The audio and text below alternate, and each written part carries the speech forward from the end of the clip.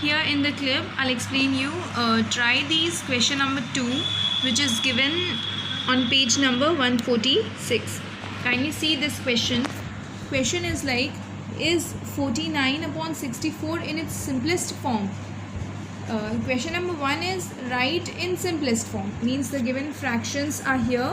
You have to just divide numerator with denominator, cross it, and then you have to change it in simplest form. But in question number 2, it is asking that whether or not 49 upon 64 is simplest form or not. You have to answer in yes or no. For such questions, what we have to do is, we need to see that is numerator and denominator is dividing any more. Further, is this dividing or not? If it is dividing, that time no, it is not in simplest form, because we can reduce it more, na?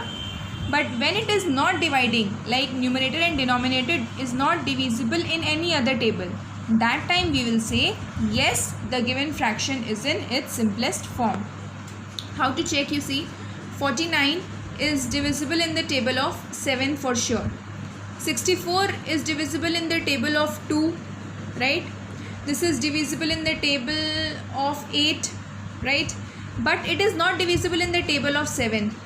Similarly, 49 is divisible in the table of 7 but not in 2 and 8.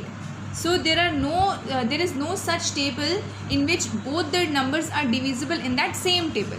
Therefore, we can say yes, 49 upon 64 is already in its simplest form. Why it is in simplest form? Because it cannot be divided further. And if it would have been divided, that time we would have written no, it is not in simplest form, it can be divided further. So here we have completed this question number 2. All these questions given in 1, kindly do on your own. Question number 9, you have to match with the equivalent fractions, and after matching them you have to make 2 more equivalent fractions of its own.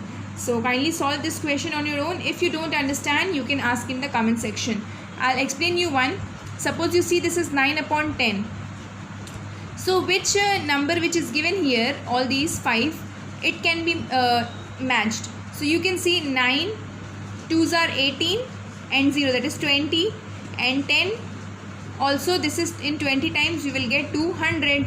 Okay, so 2 times we have done.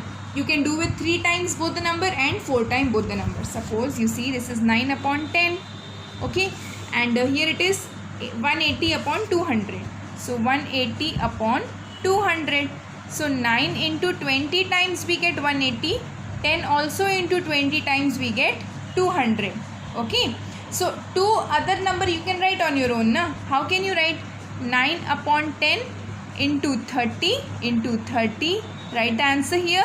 9 upon 10 into 40 into 40. Write the answer.